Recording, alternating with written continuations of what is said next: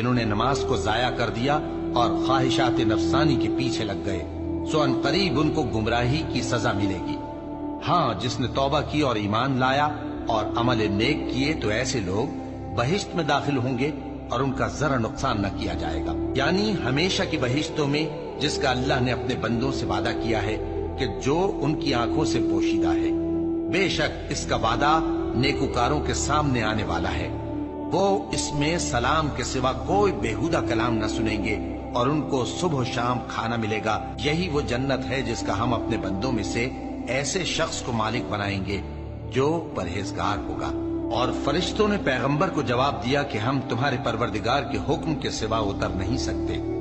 جو کچھ ہمارے آگے ہے اور جو پیچھے ہے اور جو اس کے درمیان ہے سب اسی کا ہے، اور تمہارا پروردگار بھولنے والا نہیں، یعنی آسمان اور زمین کا اور جو ان دونوں کے درمیان ہے سب کا پروردگار، تو اسی کی عبادت کرو اور اس کی عبادت پر ثابت قدم رہو۔